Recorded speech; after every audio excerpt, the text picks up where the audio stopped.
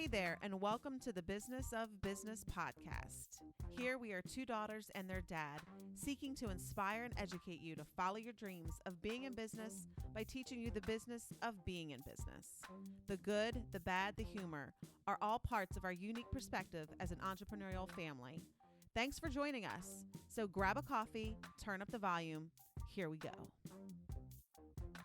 Hi, everybody, and welcome back to the Business of Business podcast. I am your host, Stacey J. Dempsey, and I am here with the two daughters, me being one, and the dad, Jack. Good morning, everybody. Good morning. Good morning. And we are very excited today to, number one, be back on our podcast. So we are doing our podcast today, again, via Zoom to be respectful of all things COVID-19.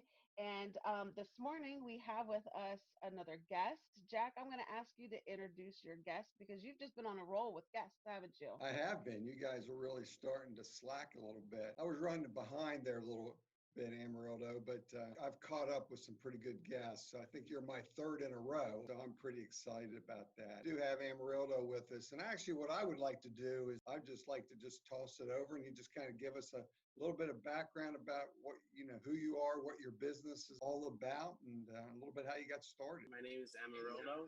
I am the chef of Byz.Empire food truck catering. We actually have two trucks. How I started was I just fell in love with the kitchen, the itch of owning my own business, and just last year we ended up buying our first truck. It's been a fun ride. Well, that's great. Doing a little research, you just didn't go from nothing to that. There's been a little bit of journey between. I think the other thing I would like our audience to hear is a little bit about your heritage and, where you're from. After graduating college, I moved back to Philly. I ended up buying a bar with a couple of my buddies. So we had the bar for about 6 years. I then decided, it was three of us, so then I decided to move back home to my home country from Albania.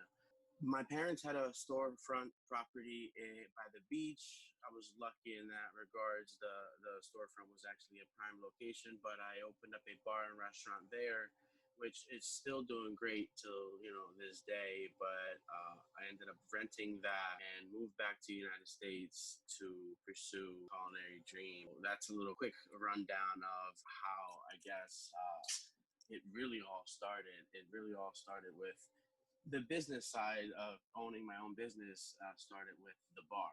I think that's an interesting start. So, again, without obviously getting into a lot of details, but maybe what did you learn from that first business and experience in entrepreneurship? What was a couple of takeaways that you learned from that maybe you're applying to what you're doing today in business? The major thing that I learned from that, the marketing side of business. We did a lot of guerrilla marketing. We did a lot of get up at 4 or 5 a.m. to catch the morning crowd that's going in the office and hand them a flyer saying, hey, come try my lunch. Come try my, wings or burgers, whatever we had on the menu. I learned more the business side because at the kitchen, I still to this day, I'm a little cocky in the kitchen because I've been cooking in kitchens since I was 14, since I started at a diner. I'm confident in my culinary skills, but the business side of it, there was things that I never thought, like while working for somebody else, that existed, like paying an electrical bill. But I think the main thing would be the marketing, the especially the guy that had bar before me, because I was working there before I bought it. His marketing was great. Like he was very smart in that regard. So did his marketing, did the previous owner, what type of marketing did he do? Because I like what you said. I hope our listeners noticed what you said. If you're serving lunch or dinner menus, to get up early and catch people first thing in the morning to kind of prepare them to come back later. Like, I don't know if I would do something like that if I was serving like food later in the afternoon. His marketing was a little dated these days because we are right now on a Zoom meeting. It's changed. Technology has evolved so much ahead of his time, but he was a very good promoter in Philly back in the day, doing like rave parties, and their whole marketing back then. Right now, you could post an ad on any social media. back then there really wasn't any social media, so they had to go and like door to door, put flyers and shake hands. So we used and utilized for the bar because it just made sense. People are getting up, especially in like bigger cities, Philly, New York. People are getting up and they're not really eating breakfast. They're on a run. They're going to work, and well, now I guess you could work from home, but back then, so we figured what's the best way to get them is to meet them at the train station as they're getting out of the train to get into their cab or walk to the office and hand them a flyer and just tell them, hey, listen, you're going to eat lunch, you might as well try my food. And it worked. It really did. So we would do that at least 2 to 3 times a week, certain days. And I know, when I first went into the hair industry, we did the same thing, made up flyers, walked house to house, put flyers on people's mailboxes.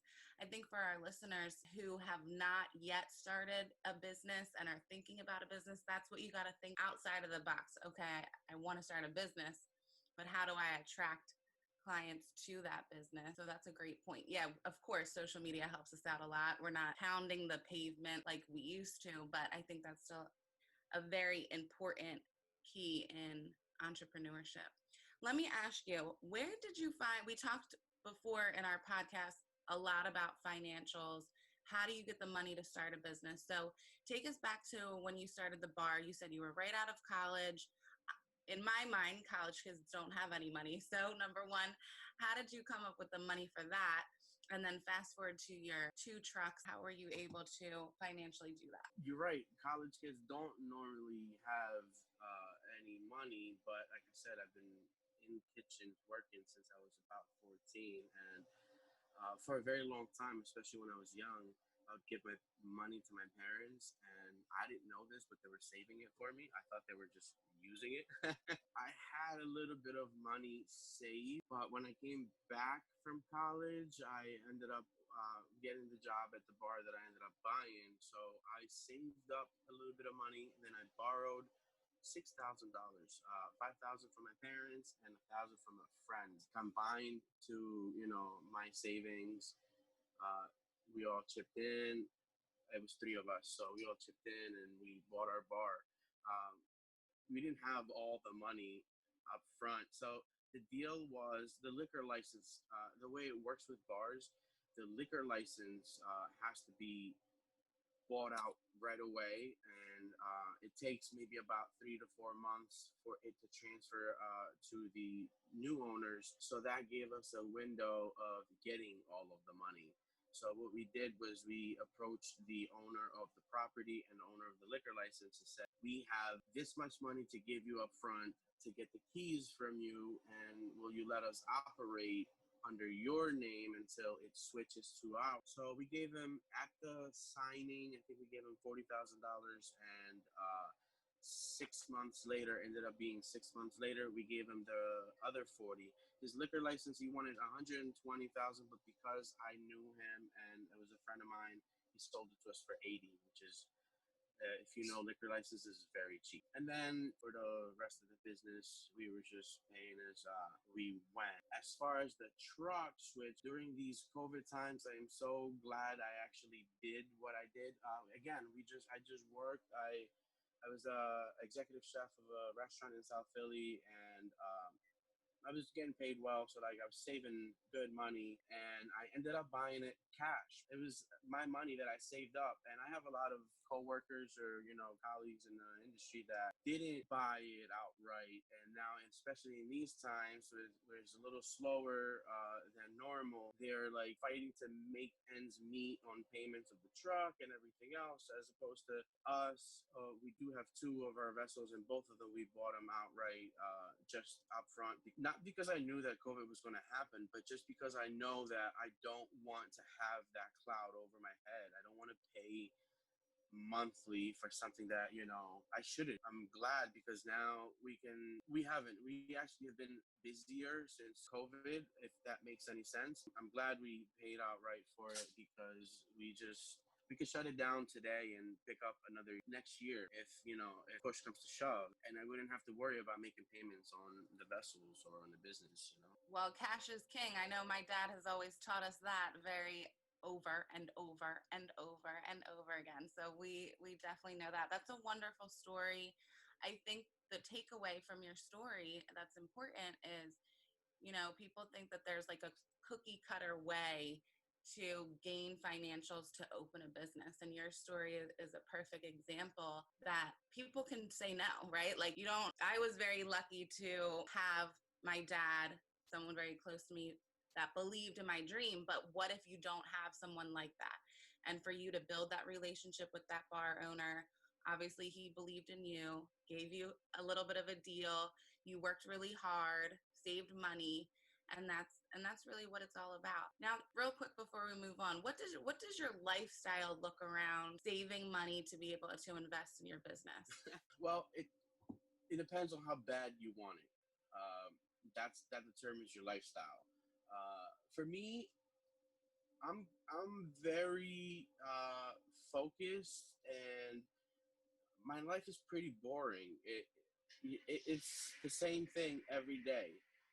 Besides your occasional go out to eat, or maybe down to the shore, it just becomes so repetitive and just the same thing every day that I don't notice it. But you have to kind of be a little frugal if you're saving money.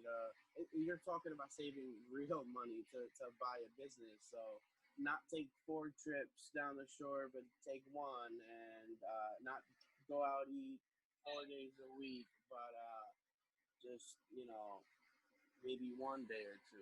Well, I can definitely relate to that. I tell people all the time, I'm in the salon and I'm at home being a mom, and my life isn't much different than that. So what about you, Stace and Dad? Can you relate to that lifestyle? Yeah, absolutely. I mean, I can remember, when I started working with Dad in the business, I was working as a customer service rep. And so the transition from, working and, having a guaranteed paycheck to being a producer, um, and going to straight commissions means that, my lifestyle had to change. So it went from, moving back in with mom and basically keeping my bills to car insurance and car payment and cell phone bill. And thankfully, mom didn't, charge me for anything to live with her. And it took about, 3 years, but fast forward to that, it was, just brutally saving and paying my car off and just saving and saving and so yeah, I can definitely attest to that. I know Jack can as well. I mean, we've talked about it on the podcast before.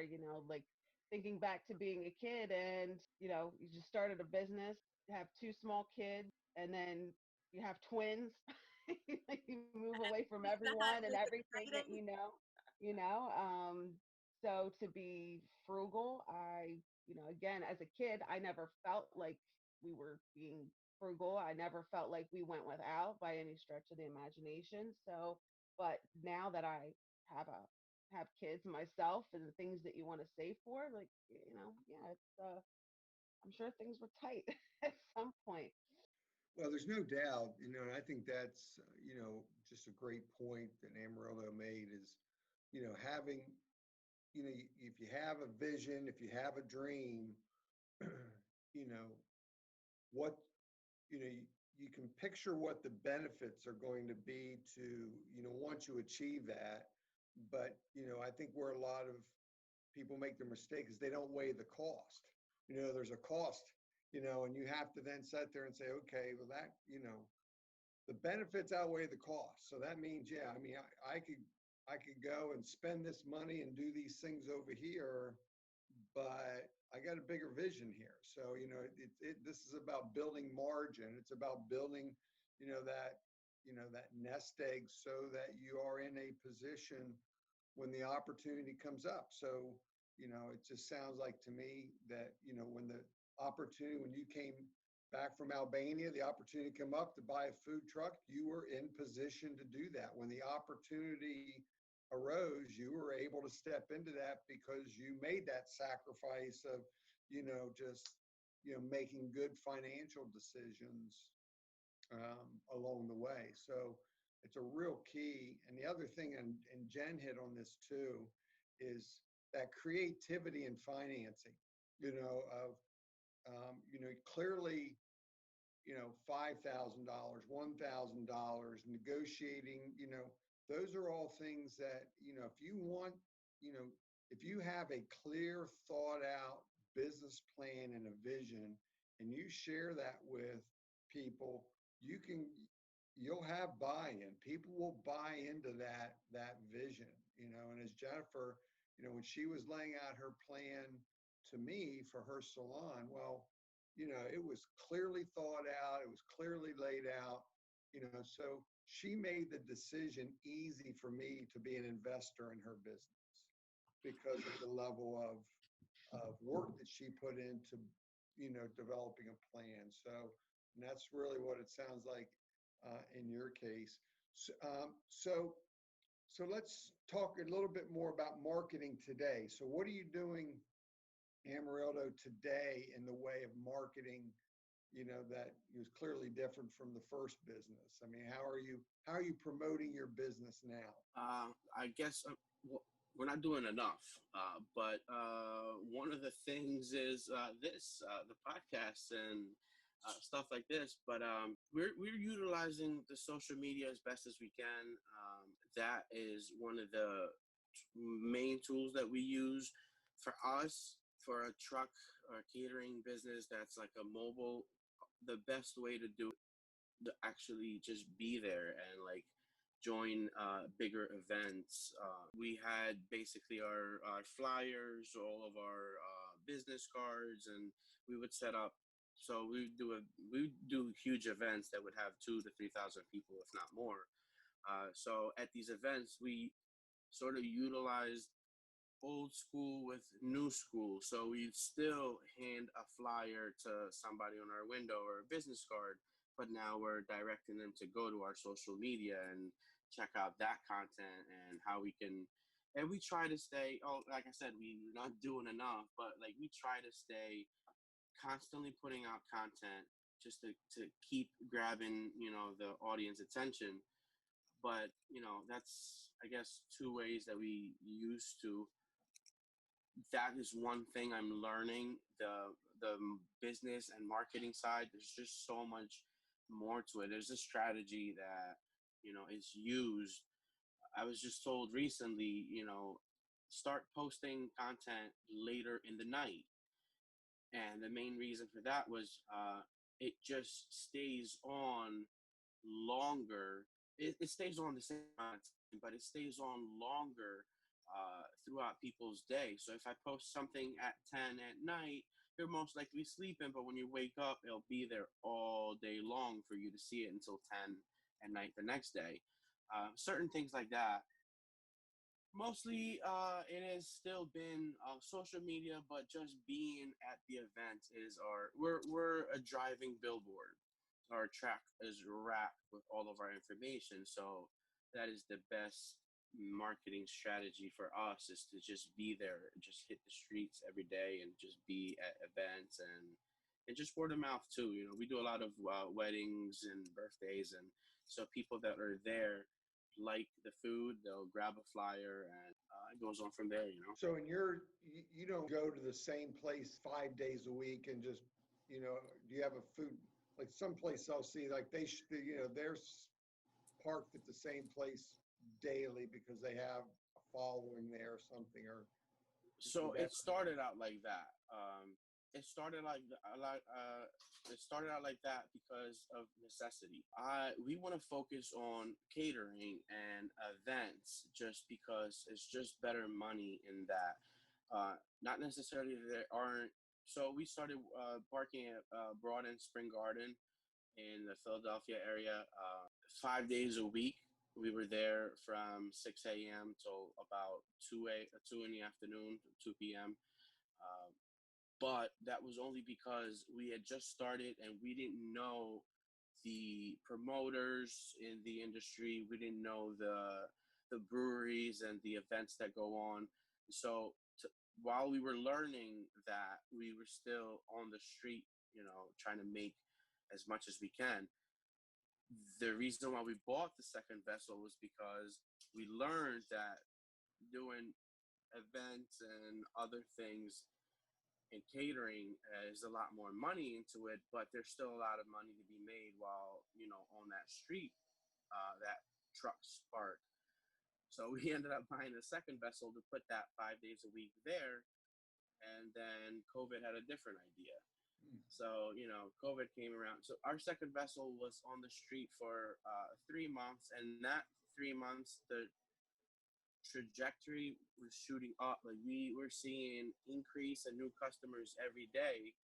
And then COVID. So we are just now focusing on bringing our second vessel into rotation in breweries and events that we do, and just do a lot more catering with that, because although we haven't went back to that same spot that we used to every day, I have other people that do, and it's just not the same. It's just long hours, and the money is good if you average it out, but I would rather put a worker there for those long hours than tie myself up there.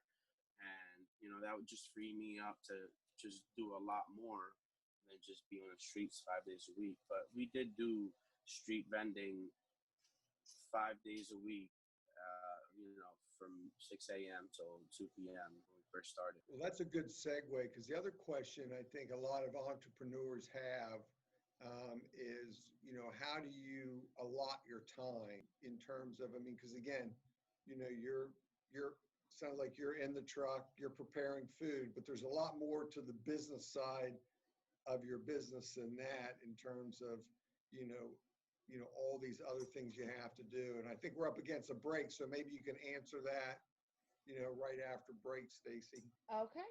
Well, we'll go ahead and take a break now so that we can hear from our sponsor.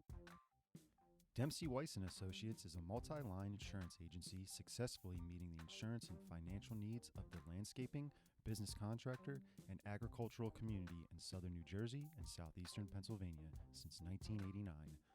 To learn more, visit us at www.dempseyweiss.com. J.Faith Hair Studio, centrally located in southern New Jersey.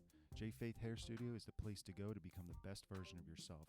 Confidence in your appearance is always important, and a great hairstyle is an absolute necessity. Visit jfaithhairstudio.com to book your appointment today. All right, and we are back. Yeah, just that the time allotment. How do you allot your time to all the other things that have to be done with your business? I know, with Jennifer, for example, she's behind the chair, several hours a day, because she needs to be behind the chair for her business, but her day doesn't stop when there. She's still got marketing, she's still got payroll, she's still got, all these other things on the business side of it. So, how do you allot your time to cover everything that you have to do? Honestly, sometimes it doesn't all get covered. So, you just have to find time. It just never ends. A lot of times we'll get done in the kitchen, or we'll be out in an event for 5-6 hours, and then we come and clean up for a couple of hours, or at least an hour and a half. It takes a while to clean up. We'll head home, and even though we're home, we're still working. We're sending emails, or we're looking at the schedule for the next day, making a menu for the next event. It never stops. There's things that, like changing the oil to a generator. A food truck that has to run at an event on a generator. You need electricity. I never thought that, I need an hour to go change the oil to the generator, so like stuff like that, you just have to squeeze them in and make time. There's a lot of things where, you just, like today, for example, I just pulled out 2 huge pork roasts that they were going on overnight. So that's why I'm in the kitchen. Otherwise, I'd be at home. So you just find time, and the best way is just to figure it out as you go.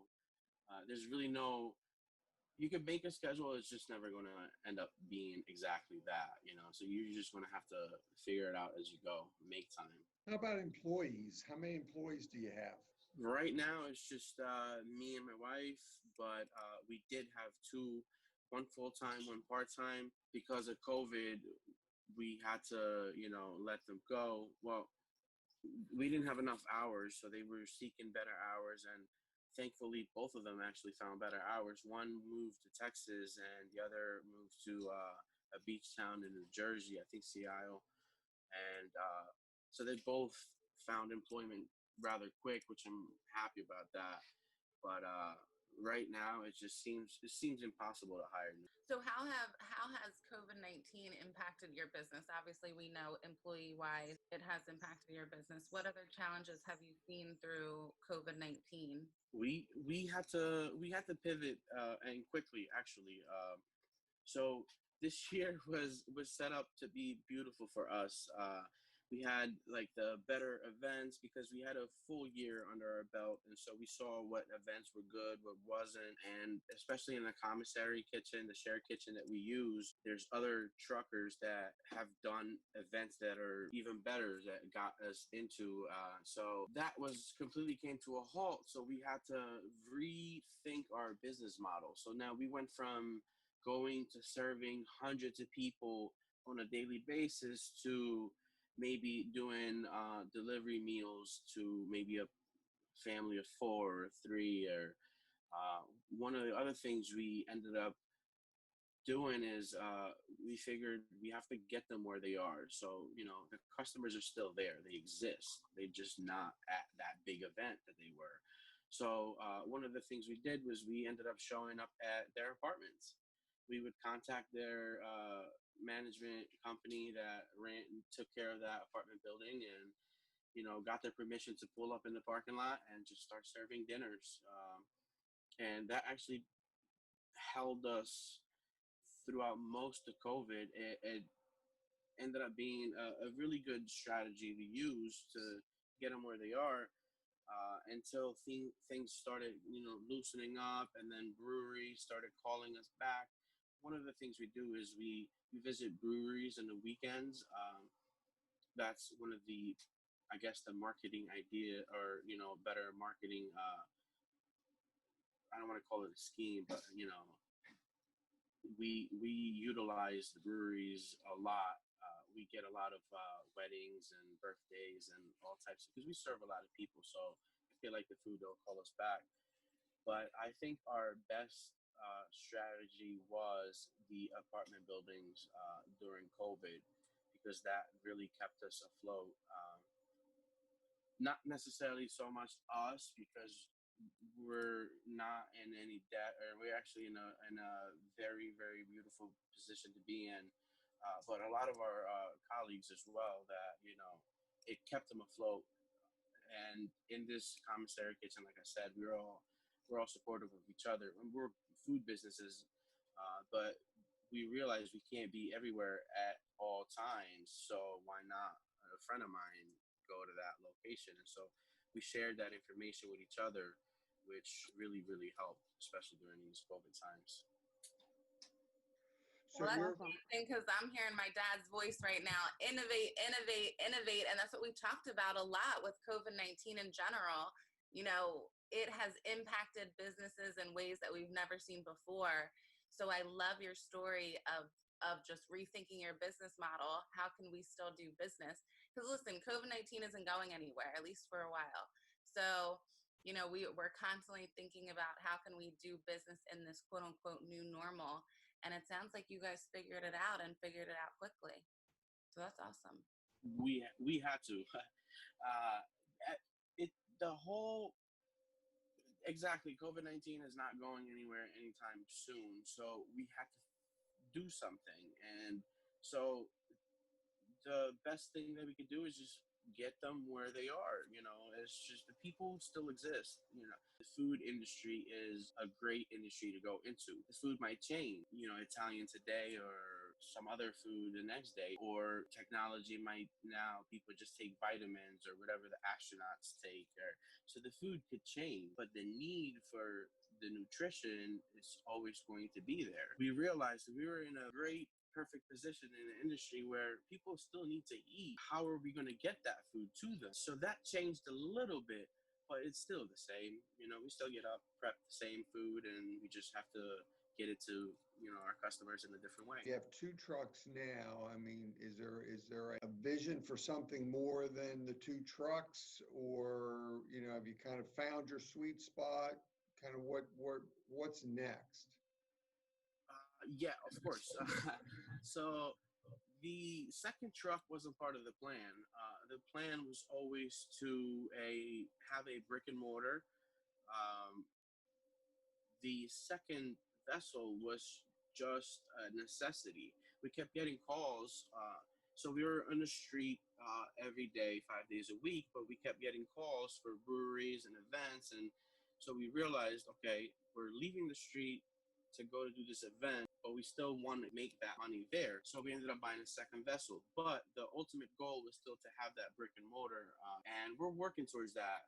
We had a 3-year plan. Going on our second year, we're like far ahead than what we thought we were going to be. The plan is to have that brick and mortar. Want to buy a corner property and turn it into the first floor, turn it into a restaurant or a cafe. Right now, we pay for a commissary kitchen or a shared kitchen. We pay rent. So the idea is, why not pay that rent to ourselves? If we own the property, then we figured, we would turn that corner property into a restaurant in the first floor, and then the apartments above could just be rented out. That is the ultimate goal. As I said, second vessel was just a necessity. We didn't think we were going to have 2 trucks when we first started it, but the need for a second truck came up, and so we did that. But to answer your question, the ultimate goal is to have that brick and mortar. I've played with the menu and the idea many times, and it's coming. It takes time. So the commissary, that's a shared kitchen. That's interesting because, again, I think that's something I would have never thought about, because I guess there are the commercial kitchens where you can just rent a block of time for your to go in. Yeah, it works in different ways. We are actually tenants here. We park our trucks here. We have our own space. We can come in and out anytime we please. Plenty of people that do that. They rent a few hours of the kitchen, and it's just the way to go. The commercial kitchen is, if you're doing business and you're looking at serious money, then you cannot do it out of their own house. And it's just like you're shooting yourself in the foot. You're limiting yourself. Plus, it's actually illegal. You can't pair food for people to eat out of your own home.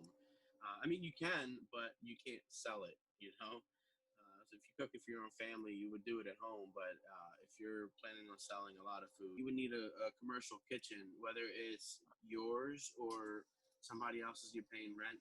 You need the commercial space. After the podcast, you'll have to tell us where we find that place. We might have to come up and walk around, introduce ourselves to some folks. Looks like there might be a few prospects for our insurance business up there. There is. There are quite a few. I think there's about 9 trucks, and then there's like smaller food carts as well in here. There's like 4 or 5 of those, and they're actually expanding a second location a couple of blocks away from here. So yeah, there's potential. Yeah, that's great. So what would you say from in the area of entrepreneurship, 1 or 2 things that you really like about being an entrepreneur and having your own business? I would say the freedom. As you're asking the question, the reason why I'm laughing is because there's a colleague of mine that popped in his head the other day in my truck and said, "You know why I started my own business? Because I can drink a beer whenever I want." So I don't really drink much. I used to, but once we bought the bar, realized we sell this stuff. So I kind of stopped. I'll have a beer here and there, but it's not like I'm I don't drink. But I guess it's the freedom. Like I said, we can pause at any moment that we want and pick up a week or a month or a year from now. I would say that is the best feeling of just having that freedom of deciding on what you want to do.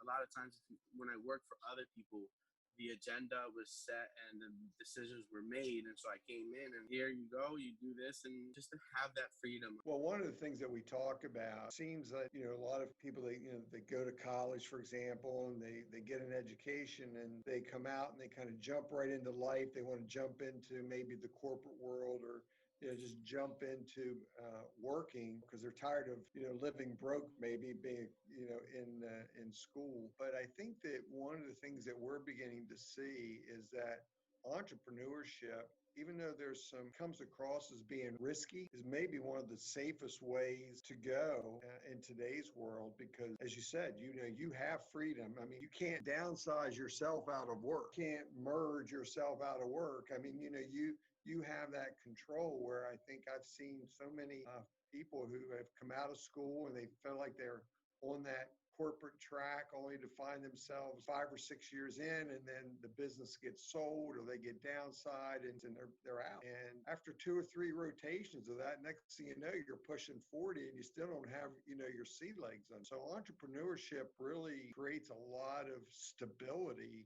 if you can come up with the right business model and something that people really going to want. You hit the nail on the head with the last statement you just said, the right business model. Entrepreneurship is the way to go, but I don't think it's for everybody. There's nothing wrong with living a 9 to 5 and just retiring off of that. That's how you enjoy living that life. You enjoy doing what you do. You do it for the main thing is you gotta enjoy what you do.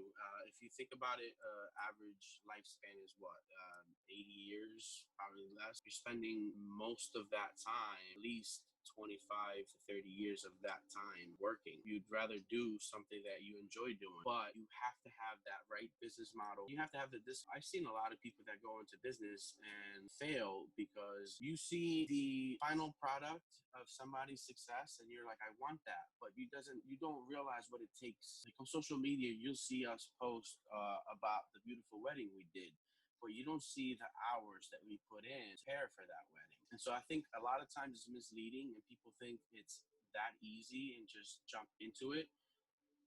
But you gotta have the discipline and that solid business plan.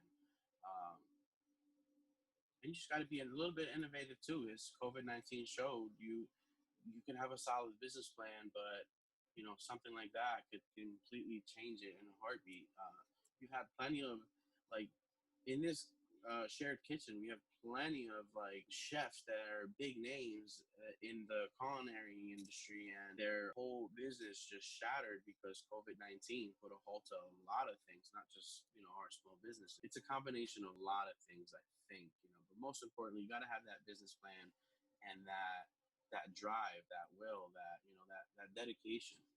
Well, and the other key word, and I think we always look for what we call a nugget alert, one nugget out of each podcast. And I think what you just said about the discipline, having that discipline, and being able to understand, because you hit it right on. People look at finished product, they look and say, well, that's what I want, but have really no clue on what it takes to get to that point. Whether it's the hours, it's the amount of investment, the sacrifice, the years, all the things that, go into getting there. And, so understanding the cost, I think is important for anyone thinking about going into any type of business as an entrepreneur. You have to understand the cost. And I think a lot of entrepreneurs underestimate the cost to make it happen. So now your menus, tell me a little bit about your menu. I know it's Mediterranean, which I love, by the way. I love Mediterranean food. So, so just as we wrap up, kind of just tell us a little bit of what's kind of your signature things on your menu that people seem to gravitate to. So our menu is it's Mediterranean with a Latin infusion. So I took a lot of the Mediterranean background that I have and put it into like street food, but because my wife's Latina, we incorporated a lot of that. So what I mean is we'll marinate the chicken in like a Italian seasoning, but we'll serve it in a quesadilla. So our menu started very, very, very, very huge, and right now it's just down to the simple things that sold the most and people liked. But our menu varies a lot. We're not like a lot of trucks where they keep the same exact thing all year round. So we do a lot of catering, so we cater to the event. if people approach us and they want certain things, we're definitely going to make them. We're not going to say, hey, this is what we serve, you get this or not. But we do have a menu, especially for the breweries. It depends on the event that we are, but like especially for the breweries, people get used to a certain thing. One of our best sellers is a Cuban sandwich. The Cuban sandwich has oven roasted pork, braised ham, pickles, mustard, Swiss cheese.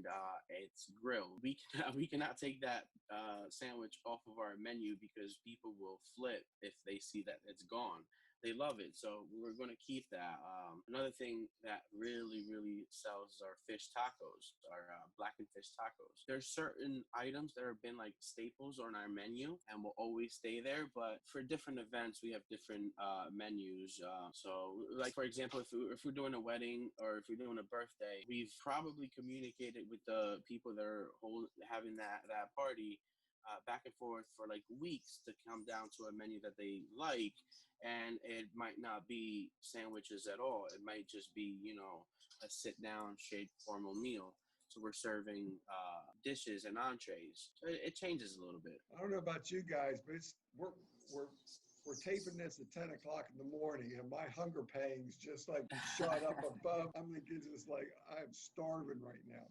So, man, that sounds great. That food sounds delicious. That Cuban. Mm-hmm. Man, that sounded like a great sandwich. Got me too. Yeah. Where can we find you on social media? Our social media is at Byz.Empire